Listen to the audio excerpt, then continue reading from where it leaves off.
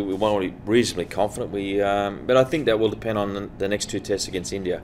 If we can get away out of that series playing some good cricket and not losing 4-0, that'll have a big impact on how we go into England. But if we lose 4-0, then it's going to be obviously damaging, and probably some players will get dropped. So the next couple of weeks is important for Australian cricket. I don't think we'll be overconfident, but we'll be quietly confident we can do well. We probably fancy our chances in England as well. We certainly won't be going over there thinking we're going to lose a series or try and draw it. We'll be going over there to try and win it. And we've got bowlers who can take 20 wickets, and when you've got that, you can win any test match. So it just needs a couple of batsmen to find some form, and we've got talent there.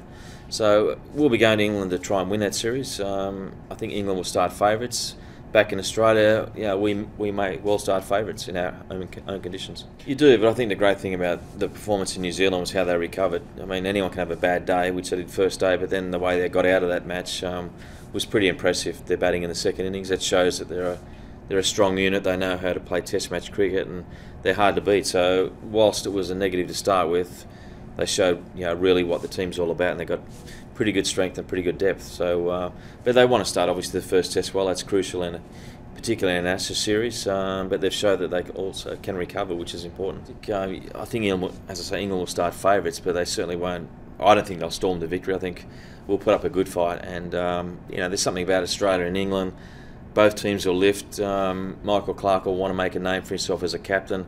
A lot of young players will be there on the cusp and trying to establish themselves. And I see our side a little bit like the 1989 team, where we came across to England as big underdogs, and we won 4-0, and as a team we came together, and a lot of the players developed. So it's the same sort of scenario, hopefully, for Australia. But having said that, I think England are a pretty secure, stable side. But if someone like Jimmy Anderson gets injured, that'll put a big hole in England.